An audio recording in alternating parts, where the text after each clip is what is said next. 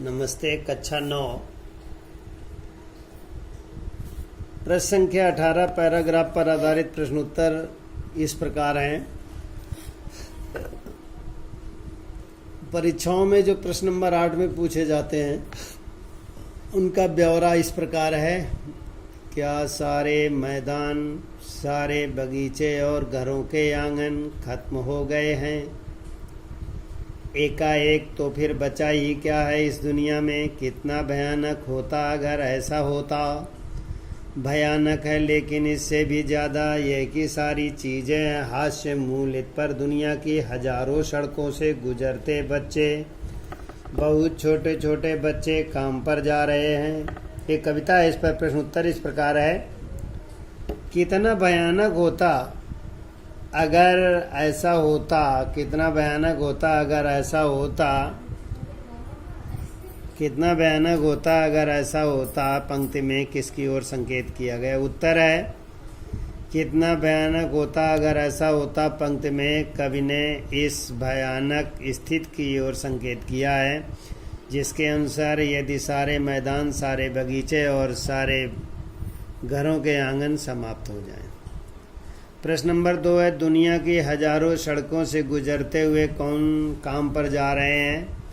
उत्तर है दुनिया की हजारों सड़कों से गुजरते हुए बहुत छोटे छोटे बच्चे काम पर जा रहे हैं। यह हमारे समय की सबसे भयंकर बात है कि जिस उम्र में बच्चों का विकास होना चाहिए उस उम्र में बच्चे काम पर जाने के लिए विवश हैं। गा कवि के अनुसार सारे मैदान, बगीचे और घरों के आंगन को क्या हो गया है? उत्तर कवि के अनुसार सारे मैदान, बगीचे और घरों के आंगन को अचानक समाप्त कर दिया गया है। ऐसे प्रश्न नंबर 9 में परीक्षाओं में कुछ प्रश्न इस प्रकार पूछे जाते हैं जो विद्यार्थी इनको पढ़ ले और समझकर अनुमान लगा ले। कोर्स ख़त्म हो गया, ख़त्म हो जाने पर पाठों के कुछ महत्वपूर्ण प्रश्नों को भी पढ़ा जाता है। इस प्रकार है। मेघ आए कविता में मेघ का पाउन के रूप में चित्रित किया गया है। हमारे यहाँ अतीत को विशेष महत्व है लेकिन आज इस परंपरा में परिवर्तन आया।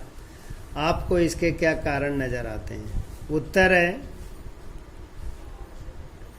इस प्रकार है। हमारे परिवर्तन में,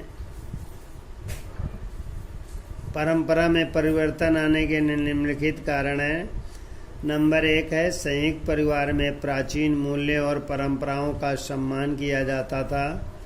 अतिथि के लिए अतिथि देवो भव जैसे शब्द प्रयुक्त हो जाते थे लेकिन आजकल एकल परिवार होने से परिवार के अधिकांशतः सदस्य उसके महत्व से अनजान बनते जा रहे हैं। दूसरा कारण ये है, बाजारवाद और उपभोक्तावाद के आने से आज व्यक्ति का सारा ध्यान पैसा कमाने और स्वयं पर खर्च करने में ही अलग हुआ है।